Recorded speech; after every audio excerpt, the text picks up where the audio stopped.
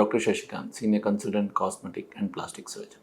ఇప్పుడు మనము rhinoplasty or nose job చేసినప్పుడు స్కార్స్ కనపడతాయా అంటే, మనం రైనోప్లాస్టీ చేసినప్పుడు షేప్ చేంజ్ చేసినప్పుడు డైరెక్ట్గా ముక్కు మీద లైన్ ఇస్తామా, స్కార్ కట్ చేసేస్తామా?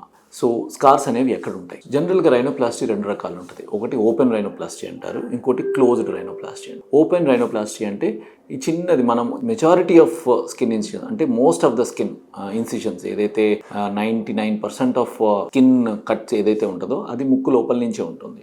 ఒక కాలుమెల్ల అంటే నెసల్, ఈ చిన్న టిప్ ఉంటుంది ఇక్కడ ఈ ఏరియాలో. ఆ కాలుమెల్ల మీద ఒక చిన్న ఇన్సిషన్ ఉంటుందన్నమాట. అది కంప్లీట్ చేయడానికి, రెండు నాస్ట్రిల్స్ కనెక్ట్ చేయడానికి ఆ చిన్న ఇన్సిషన్ ఉంటుంది.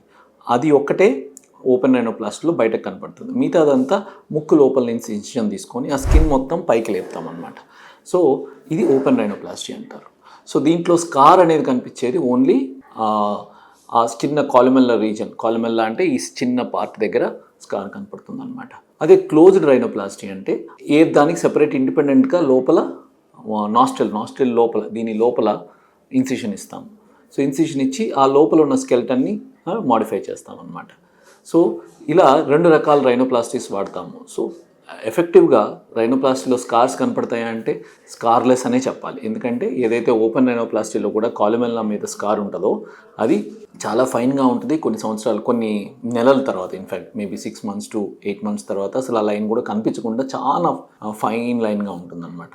సో ఎఫెక్టివ్గా రైనోప్లాస్టీ అనేది మనకి బయటగా కనిపించడానికి ఎటువంటి స్కారు ఉండదనే చెప్పాలి.